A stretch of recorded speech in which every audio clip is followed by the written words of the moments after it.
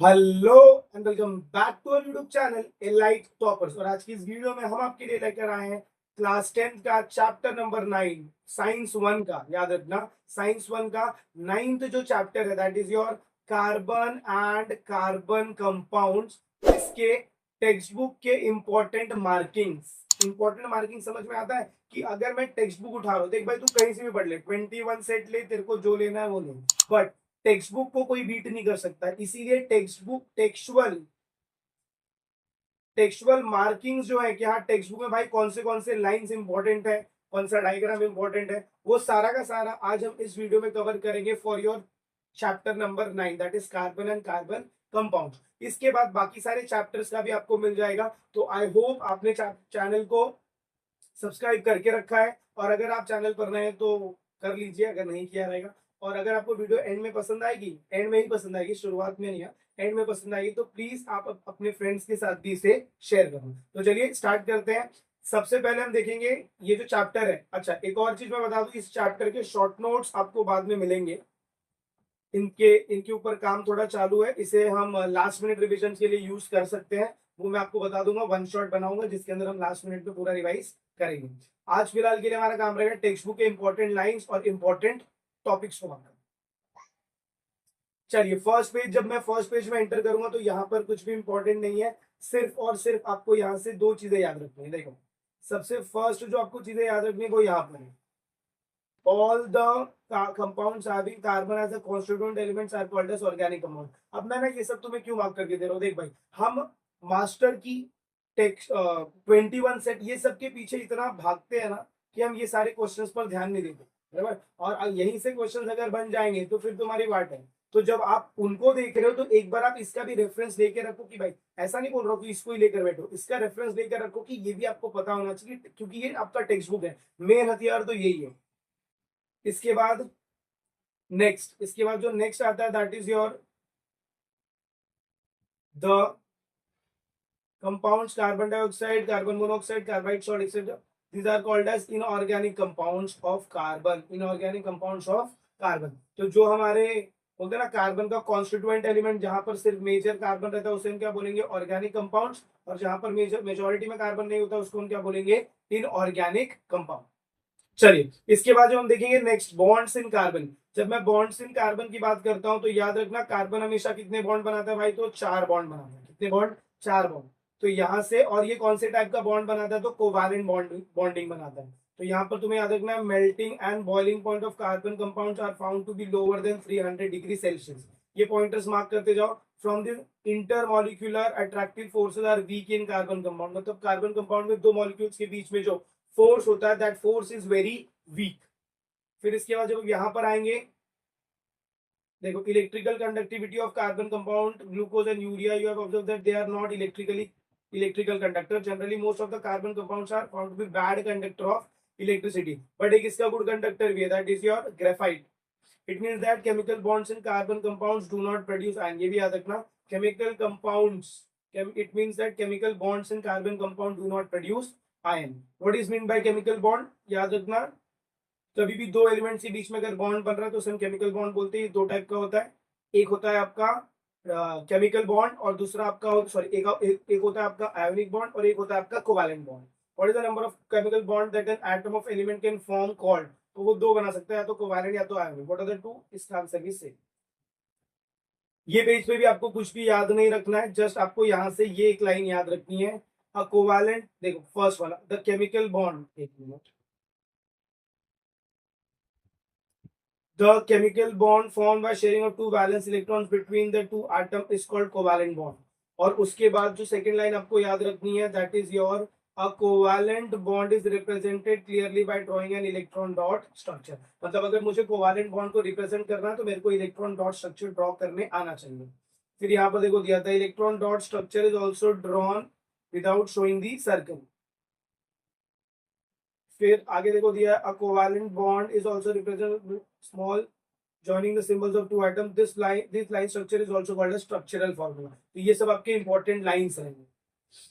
यहाँ पर आपको कुछ भी याद नहीं रखना। हाँ, ये जो आपके डायग्राम्स है ना, ये जो आपके डायग्राम्स है, ये डायग्राम्स को आपको याद रखना है। ये डायग्राम आपको कैसे मिलेगा, इलेक्ट्रॉन डॉट स्ट्रक्चर के फॉर्म में मिलेगा। अगर आपको इलेक्ट्रॉन डॉट स्ट्रक्चर पे वीडियो चाहिए तो आप हमारे चैनल पर जाके सर्च कर सकते हैं, carbon compounds elite topper by Suraj sir, अपने आप आपको मिल जाएगा। उसके अंदर ही एक पार्ट में इलेक्ट्रॉन डॉट स्ट्रक्चर करवाना।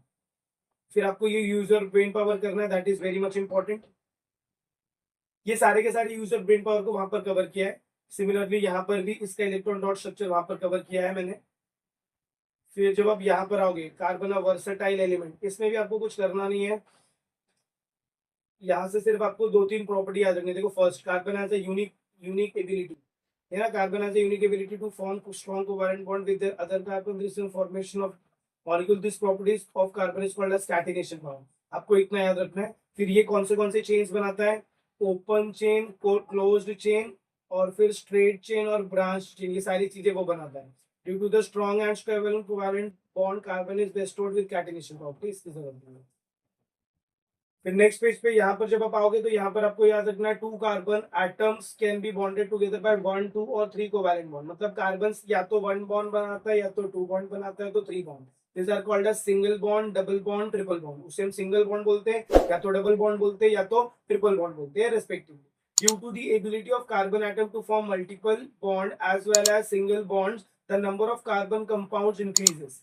अब ये बहुत सारे बॉन्ड्स बनाता है ना, जिसकी वजह से कार्बन कंपाउंड्स क्या हो जा रहे हैं, बढ़ जा रहे हैं। अब सोचो, अगर मैं 10 खाली सिंगल बॉन्ड के देख रहा हूँ, तो वहीं पर अगर मैं डबल बॉन्ड कर दूंगा तो 20 हो गए, वहीं पर अगर ट्रिपल बॉन्ड कर दिया तो 30 हो गए। तो ऐसे अगर सपोज सिंगल बॉन्ड के हमारे 100 है, तो 100 करते जाएंगे तो 300 एलिमेंट्स हो जाएंगे। तो because of this multiple bonds, इसका कार्बन कंपाउंड्स क्या हो जाता है, ज्यादा हो जाता है।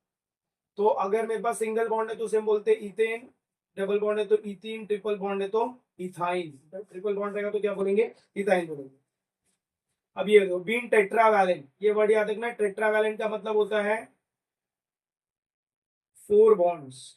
तो कार्बन कितना बॉन्ड बनाता है, 4 बॉन्ड, इसीलिए कार्बन को हम क्या बोलते हैं, it is a tetravalent. One carbon atom can form bond with 4 other atoms. This result in formation of many compounds. This compound possess different properties for the atom to which the carbon is bonded. For example, 5 different compounds. यहाँ पर कुछ नहीं, हाँ ये याद रखना है। Carbon has one more characteristic which is responsible for large number of carbon compound, it is called isomerism. इसको मैं आगे बताता हूँ, ये आगे इधर दिया नहीं है, आगे दिया है। अब हाइड्रोकार्बन में आएंगे तो 2 ग्रुप है, एक है सैचुरेटेड, एक है अनसैचुरेटेड। अब सैचुरेटेड अनसैचुरेटेड क्या होता है, देख भाई, अभी मैंने तुम्हें बॉन्ड्स बताए थे, अभी मैंने तुमको थोड़ी देर पहले क्या बताए थे, बॉन्ड्स बताए।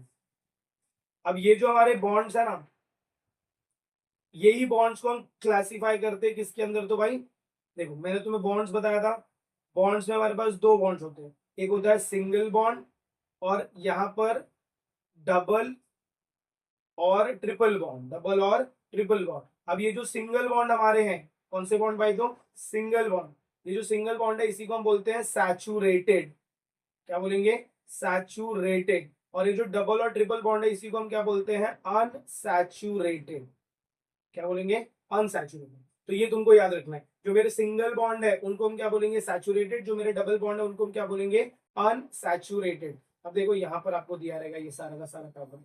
देखो, from the structural formula of ethane propane it is seen that the balances of the atom are set as single bond. Such compounds are called as saturated compound. तो saturated compound में क्या रहेगा भाई, देखो, ethane and propane are saturated hydrocarbons. Saturated hydrocarbons are called as alkanes. तो याद रखना, exam में पूछेंगे what is the name the following. Saturated hydrocarbons are also called as alkanes. Similarly, there are 2 more hydrocarbons that contain 2 carbon atom, namely ethene and ethyne. तो ये जो ethene और ethyne है इसे हम क्या बोलेंगे, यहाँ पर दिया रहेगा नीचे, इसे हम क्या बोलते हैं, अनसैचुरेटेड। इधर दिया रहेगा, the carbon compounds having double bond or triple bond between 2 carbon atom are called as unsaturated compounds. Ethene and ethine are unsaturated hydrocarbons. The unsaturated hydrocarbon containing a carbon-carbon double bond are called as alkenes.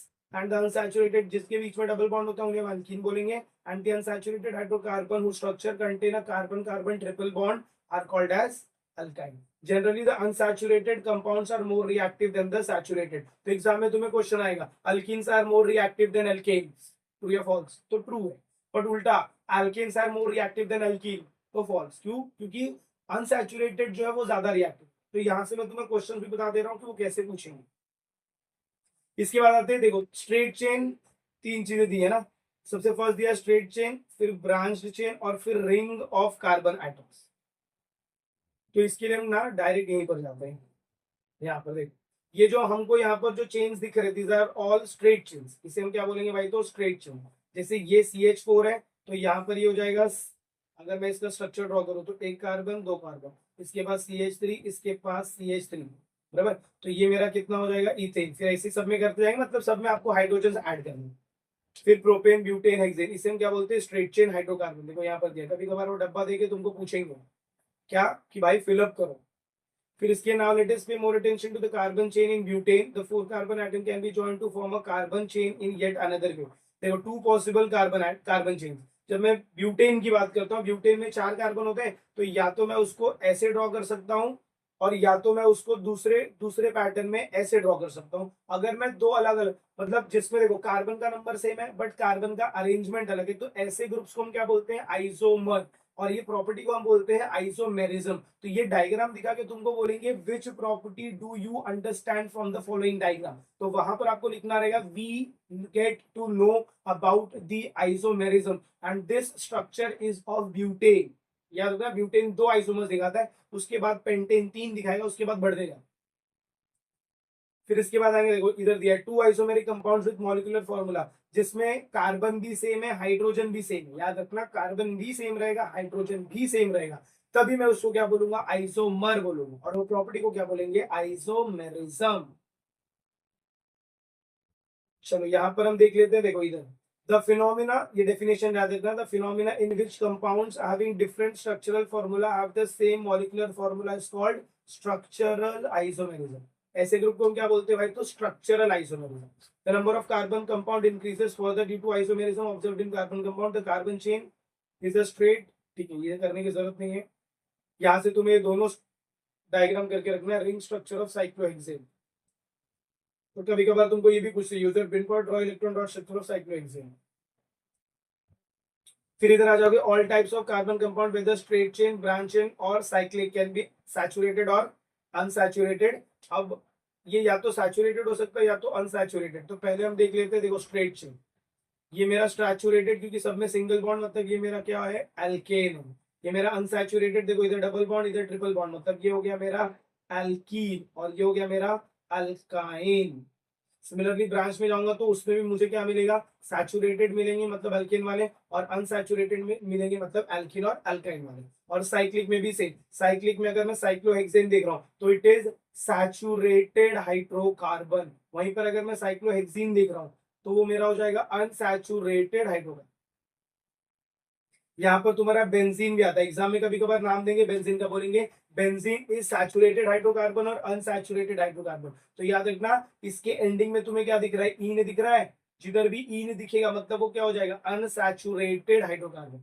Unsaturated hydrocarbon याद रखना। देखो, it is a structural formula of benzene that it is cyclic unsaturated hydrocarbon. There are 3 alternate double bonds in the 6-membered ring structure of benzene. The compounds having this characteristic unit in the structure are called as aromatic compound. मतलब जिसके पास भी benzene होगा, क्या होगा, benzene होगा, वैसे group को हम एक और नाम देते हैं, that is your aromatic compounds. Aromatic compounds का मतलब अरोमा, अरोमा मतलब स्मेल, मतलब वैसे ग्रुप से तुमको क्या मिलते हैं, स्मेल मिलेंगे। तो हमारा जो परफ्यूम होता है, जो अत्तर होता है, इतर, उसमें हम क्या यूज करते हैं, बेंजीन स्ट्रक्चर्स यूज करते हैं, सो दैट वहां से स्मेल हमें मिले। इसके बाद हम आते हैं functional group in carbon compounds. तो फंक्शनल ग्रुप करने के लिए यहां से तो आपको कुछ याद नहीं रखना है, ये पेज से आपको ये टेबल पूरा का पूरा बाय हार्ट होना चाहिए। इसका मैंने आपको वीडियो अपलोड करके दे दिया, जिसके अंदर जो आपको टॉपिक मिलेगा आयु पैक करके, आयु पैक में आप जाएंगे तो सारा का सारा ये फंक्शनल ग्रुप वहां पर है। क्या करते हैं ना, एग्जाम में ये टेबल का टेबल पूरा तुमको देंगे और बोलेंगे भाई फिलअप करो, फिलअप करो, तो मजा आता है फिलअप करो। फिर इसके बाद होता है देखो होमोलोगस सीरीज। अब होमोलोगस सीरीज में सबसे पहले तुमको याद रखना है, हर एक फंक्शनल ग्रुप का होमोलोगस सीरीज है। मतलब अगर मैं अल्कोहल बोल रहा हूँ तो मैं बोलूंगा होमोलोगस सीरीज ऑफ अल्कोहल, मैं एल्डिहाइड बोल रहा हूँ तो मैं बोलूंगा होमोलोगस सीरीज ऑफ एल्डिहाइड। अब होमोलोगस होता क्या है, अगर मैं अल्कोहल की बात करूँ तो अल्कोहल शुरू होता है स्टार्टिंग कार्बन, एक कार्बन से, मेथनॉल से। मेथनॉल के बाद फिर आता है एथनॉल। तो ये जो स्टार्टिंग में जो 4 नाम लिख रहा हूँ ना, इसी नाम को हम बोलते हैं होमोलोगस सीरीज ऑफ अल्कोहल। मतलब मिथनॉल, इथनॉल, प्रोपेनॉल, ब्यूटेनॉल। फिर अगर मैं एल्डिहाइड में जाऊंगा तो मिथनॉल, इथेनॉल, प्रोपेनॉल, ब्यूटेनॉल। फिर मैं कीटोन में जाऊंगा, तो क्यूटेन कहाँ से शुरू होता है? इथेन से, तो इथानोन, प्रोपेनोन, ब्यूटानोन, पेंटानोन। फिर कार्बोक्सिलिक एसिड में जाएंगे तो वहां पर methanoic acid, ethanoic acid, propanoic acid, butanoic acid. तो ये जो चार चार स्ट्रक्चर्स मैं तुम्हें बता रहा हूँ, these are nothing but the homologous. भाई नेक्स्ट पेज पे है, देख ले चल। देखो यहाँ पर क्या बोला है, as a result of large compounds are form, यहाँ से कुछ नहीं याद रखना है, कुछ नहीं याद रखना है, ये याद रखना है। The series of compounds formed by joining the same functional group in place of particular hydrogen atoms on the chains having sequentially increasing length is called homologous series. There are different homologous series in accordance with functional group. For example, homologous series of alcohols, जो मैंने आपको बताया, यहाँ से सिर्फ इतना याद रखना है। अब ये टेबल्स आपके लिए ज्यादा इंपॉर्टेंट है। सबसे पहला देखो, मीथेन, इथेन, प्रोपेन, ब्यूटेन, तो इसे हम बोलेंगे होमोलोगस सीरीज ऑफ एल्केन। फिर इसके बाद जब आप आगे जाओगे तो होमोलोगस सीरीज ऑफ अल्कोहल, तो मिथनॉल, इथेनॉल, प्रोपेनॉल, ब्यूटेनॉल। यहाँ पर देखो क्या बोला, नंबर ऑफ कार्बन एटम यहाँ पर एक है, यहाँ पर CH2 यूनिट भी एक है। यहाँ पर दो कार्बन है, दो CH2, यहाँ पर तीन आएगा तो इधर भी तीन, यहाँ पर चार आएगा तो यहाँ पर भी चार। अब ये है होमोलोगस सीरीज ऑफ अल्केन। ऐसे किसी का भी होमोलोगस सीरीज तुम्हें पूछ सकते। फिर इसके आगे चलेंगे, यहाँ से यूजर ब्रेन पावर भी करना है आपको, यूजर ब्रेन पावर के क्वेश्चन। फिर you have found that home, ये देखोगे तो यहाँ पर CH2 जो पार्ट है, ये मेन पार्ट है किसका, होमोलोगस सीरीज का। फिर last line, generally it is found that while going in an increasing order in any homologous series the physical properties show variation in one direction, that is gradation। ये line important रहेगी, mark कर लेना। इसके बाद यहां से हमें कुछ नहीं करना है, यहां से खाली तुम्हें दो तीन फॉर्मूला याद रखना है। देखो, अल्कीन का अगर मैं जनरल फॉर्मूला देखूं तो होता है CnH2n, कितना, CnH2n। अल्काइन का होता है CnH2n-2, और जो मेरा अल्केन है उसका होता है CnH2n+2। यहाँ पर दिया देखो अल्केन। ये तुम्हें तीन फॉर्मूला इसमें से याद रखना है। इसके बाद चालू हो जाता है सिस्टम ऑफ कॉमन नेम्स, और कॉमन नेम्स के बाद हमारा शुरू होगा that is your IUPAC nomenclature system. इसके लिए मैंने एक सेपरेट वीडियो बनाकर रखी है, वो पूरा का पूरा वीडियो देख लोगे तो तुम्हारा आईयूपीएसी नॉमेनक्लेचर डन हो जाएगा, जिसमें मैंने इसको कवर किया है, तो ये तुम्हारे लिए इंपॉर्टेंट है। और उसके साथ साथ ये टेबल भी मैंने वहां पर पूरा कंप्लीट करवाया है। और आगे जाओगे, ठीक है, यहाँ पर ये टेबल भी मैंने वहां पर पूरा का पूरा कंप्लीट करवा दिया है। आपके पास होगा तो आप वहां से कर लेंगे, नो इशू। कंबशन में जब हम जाएंगे तो कंबशन का अगेन तुमको डेफिनेशन याद रखना है, और इसमें कौन से टाइप का प्रोडक्ट बन रहा है वो याद रखना है। फिर सिमिलरली जब आप यहाँ पर आते हैं ये पेज पे आपको क्या क्या याद रखना है वो ध्यान से सुन लो। देखो, सबसे पहले आपको यहाँ पर याद रखना है, generally saturated compound Burns with a clean flame while unsaturated carbon compounds burn with yellow flame and release black smoke, ये आपको याद रखना है। इसके बाद यहाँ पर कंपैरिजन ऑफ मॉलिक्यूलर फॉर्मूला, हाँ, comparison of molecular formula indicate the proportion of carbon is larger in unsaturated compound than in saturated compound. मतलब सैचुरेटेड कंपाउंड में कार्बन कम होता है, अनसैचुरेटेड कंपाउंड में कार्बन ज्यादा होता है। As a result, some unburned carbon particles are formed during combustion of unsaturated compound। बस इसमें इतना याद रखना है। फिर ऑक्सीडेशन में आओगे तो इधर का लास्ट का दो नाम, पोटेशियम परमैंगनेट और potassium dichromate, are commonly used as oxidizing agent, and oxidizing agent affects certain functional group present in carbon compound. याद रखना, यहाँ पर तुम्हें रेफरेंस लेना है, यहाँ पर आपको रेफरेंस लेना है किसका, चैप्टर नंबर 3 का। चैप्टर नंबर 3 में ऑक्सीडाइजिंग एजेंट, रेड्यूसिंग एजेंट, ये सब आपने किया है, वहीं से आपको यहाँ का रेफरेंस लेना है। क्यों? क्योंकि वहां का क्वेश्चन और यहाँ का क्वेश्चन मिला के आपको पूरा एक क्वेश्चन प्रोवाइड करेंगे वो। इसके बाद जब मैं आगे एंट्री लेता हूं तो ये एक्टिविटी आपको, हाँ, ये रिएक्शन आपको याद रखना है। ये रिएक्शन आपको क्या बताता है, ऑक्सीडाइजिंग। ये रिएक्शन आपको कौन सा रिएक्शन देता है भाई, तो ऑक्सीडेशन रिएक्शन। कौन सा रिएक्शन, ऑक्सीडेशन, जिसमें हम क्या करते हैं, हम एथेनॉल को ऑक्सीडाइज कर रहे हैं किसके अंदर, एथेनोइक एसिड। तो ये देखो, इधर ऑक्सीजन यूज करे, इधर। तो एग्जाम में तुम्हें रिएक्शन देंगे और सब कुछ क्वेश्चन पूछ लेंगे, बस इतने में काम हो जाएगा।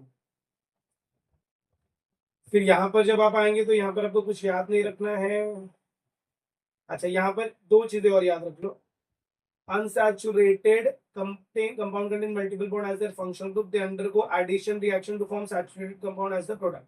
The addition reaction of an unsaturated compound with iodine bromine takes place instantaneously at room temperature. तो एडिशन रिएक्शन किसका जल्दी होता है, तो ब्रोमीन का, आयोडीन का और ब्रोमीन का, और ये रूम टेम्परेचर पे ही हो जाता है। यहाँ पर तुम्हें देखो एडिशन रिएक्शन का ये दिया है, when a carbon compounds, ये मार्क कर देना, addition reaction, when a carbon compound combines with another compound to form a product that contain all the atom in both the reactant is called as addition reaction.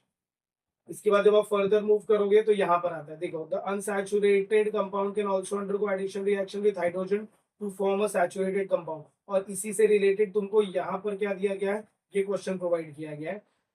ये actual में जो question है ये आपका chapter number 3 में भी आता है. तो इसको हम बोलते हैं hydrogenation of vegetable oil. Hydrogenation of vegetable oil presence of निकल कैटलिस्ट. ये एक्चुअल में एडिशन रिएक्शन, क्योंकि यहाँ पर इसका डबल बॉन्ड है वो ब्रेक होता है और ये सिंगल बॉन्ड में कन्वर्ट होता है.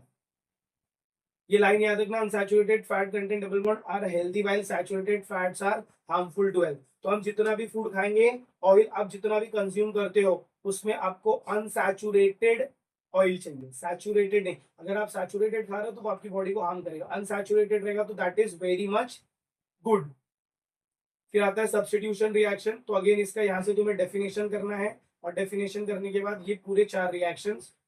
फिर जब आप आगे फर्दर मूव करेंगे तो यहाँ पर एथेनॉल एंड एथेनोइक एसिड, इनका आपको रिएक्शंस करना है. और केमिकल प्रॉपर्टीज, मतलब 2 प्रॉपर्टी है. पहला प्रॉपर्टी फिजिकल प्रॉपर्टी, तो ये जो तुम्हें दिया है ये फिजिकल प्रॉपर्टी है. इसमें से 2-3 पॉइंटर्स अगर आप करके रखेंगे तो अच्छा है, क्योंकि एग्जाम में देखो 3 मार्क्स के रहेगा, 3 पॉइंट तुम्हें याद रखना है. केमिकल प्रॉपर्टीज में तुम्हें रिएक्शंस याद रखना. केमिकल प्रॉपर्टीज में क्या याद रखना है, रिएक्शन. और ये डीनेचर्ड स्पिरिट क्या होता है ये याद रखना है. फिर ये पूरा का पूरा एक्टिविटी, ये एक्टिविटी मेन है, मार्क करके रख लो इसको. ये पूरी की पूरी एक्टिविटी आपको याद रखनी है. कौन सी वाली, तो ये पूरी की पूरी. और इसके ये सारे क्वेश्चंस बहुत ज्यादा इंपॉर्टेंट है. क्यों? क्योंकि ये क्वेश्चन एग्जाम में तुम्हें एक्टिविटी बेस्ड क्वेश्चन में पूछेंगे और इसका आंसर तुम्हें यहाँ पर मिल जाएगा. ये जो है ना, यहाँ से लेकर यहाँ तक इसका आंसर तुम्हें मिल जाएगा. फिर डिहाइड्रेशन रिएक्शन क्या होता है, डिहाइड्रेशन का मतलब क्या होता है, वाटर को रिलीज करना. तो वाटर को रिलीज करने के लिए हम किसको यूज करते हैं, कॉन्क H2SO4. देखो इधर दिया, concentrated H2SO4 act as a dehydrating agent. तो एग्जाम में पूछेंगे dash act as a dehydrating agent, तो क्या लिखोगे, कॉन्सेंट्रेटेड H2SO4. फिर इसके बाद आता है साइंस, अल्कोहल और फ्यूल. यहाँ पर तुम्हें ये गैसोल के बारे में याद रखना है, और इसके नीचे तुम्हें ग्लेशियर एसिडिक एसिड के बारे में, इसका टेम्परेचर, इसका बॉइलिंग पॉइंट, ये याद रखना. फिर जब हम फर्दर मूव करेंगे तो यहाँ पर तुम पढ़ोगे chemical properties of ethanoic acid. क्या क्या पढ़ोगे, chemical properties of ethanoic acid, ये याद रखना है. फिर ये बेस के साथ कैसा रिएक्ट कर रहा है, बेस के साथ रिएक्ट कर रहा है और क्या क्या फॉर्म करके देता है. तो ये हमको देता है सॉल्ट एंड वाटर, तो it is a type of neutralisation reaction, ये भी याद रखना है. फिर यहाँ से तुम्हें ये पूरा का पूरा एक्टिविटी, अगेन ये पूरी की पूरी एक्टिविटी तुम्हें याद रखनी है. देखो क्या बोला है, which gas does come out as effervescence in the big test tube. तो ये फ्रेशली लाइम वाटर वाला सिनेरियो चल रहा है, तो यहाँ से जो गैस निकल रहा है बाहर उसे बोलते हैं CO2 गैस. फिर why bubbles are seen in small test tube, क्योंकि इसमें गैस एंटर कर रही है which is your CO2. What is the colour change, तो लाइम वाटर टर्न किसमें हो जाता है, व्हाइट, मतलब ये कलर चेंजेस टू मिल्की. और इसका तुम्हें क्या लिखना भाई, तो रिलेटेड इक्वेशन. तो यहाँ पर देखो नेक्स्ट पेज पे तुमको इक्वेशन दिया हुआ, ये पूरा का पूरा इक्वेशन सेम आप लिखोगे तो भी चलेगा. इसे हम बोलते हैं lime water turning milky. Is the test of carbon dioxide gas. तो एग्जाम में तुम्हें पूछेंगे in the following which test is used for carbon dioxide gas, तो आप क्या लिखोगे, लाइम वाटर टर्निंग मिल्की. फिर यहाँ पर ये वाला जो आपका है ये आप नहीं भी याद रखेंगे तो भी चलेगा. फिर डायरेक्ट आप यहाँ पर आएंगे, मैक्रोमोलिक्यूल क्या होता है. फिर नेचुरल में, नेचुरल के एग्जांपल, मैनमेड के एग्जांपल याद रखते हैं. पॉलीमर का example, first line polymer, second line monomer और थर्ड लाइन पॉलीमराइजेशन. तीनों अलग अलग क्वेश्चन है, तीनों अलग अलग क्वेश्चन है. पहला जो दिया है दैट इज पॉलीमर का डेफिनेशन है, जो सेकेंड लाइन है दैट इज मोनोमर का डेफिनेशन है, और जो थर्ड लाइन है दैट इज पॉलीमराइजेशन का डेफिनेशन है. और फिर जब ये पेज पे आओगे तो तुम्हें ये पूरा का पूरा टेबल याद रखना है, पूरा का पूरा टेबल याद रखना है. और ये टेबल्स के लिए मैं क्या करूंगा, एक अलग से वीडियो बनाता हूँ जिसमें तुम्हें शॉर्टकट्स बता दूंगा कैसे याद रखो. फिर यहाँ पर तुम्हें 2 चीजें और पढ़नी है. एक है होमोपॉलीमर क्या होता है, देखो the polymer in the single monomer are called as, जिसके पास भी सिंगल मोनोमर होता है, सिंगल मोनोमर मतलब एक ही यूनिट रहेगा, उसे हम बोलेंगे homopolymer. The other type of polymer are formed from, the other type of polymer are formed from 2 और मोर मोनोमर, जिसमें 2 से ज्यादा मोनोमर रहेंगे, they are called as copolymer. तो एग्जाम में याद रखना तुम्हें डेफिनेशन दे देंगे होमोपॉलीमर का, कोपॉलीमर का और एग्जांपल पूछ लेंगे। तो कोपॉलीमर का एग्जांपल क्या है? PET. PET is polyethylene terephthalate. The structure of polymers are linear as in the book they are branched and cross linked as well. Polymer acquire various properties in nature of monomers and the type of structure.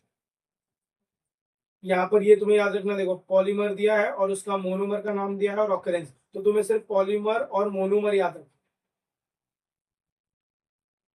देखो यहाँ पर तुम्हें question में दिया रहेगा, देखो homopolymer पूछा है, यहीं पर तुम्हें कोपॉलीमर भी पूछेंगे। ये सारे के सारे क्वेश्चन करने, ये करने, देखो इलेक्ट्रॉन रॉड स्ट्रक्चर इधर जितना दिया है उतना करोगे तो भी काम हो जाएगा।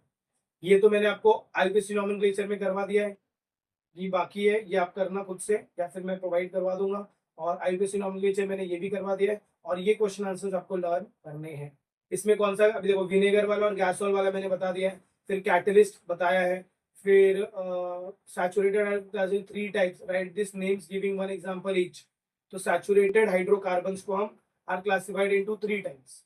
फिर existence, what cause existence of large number of carbon compound, तो इसका एक प्रॉपर्टी है that is your catenation property, forming multiple bonds.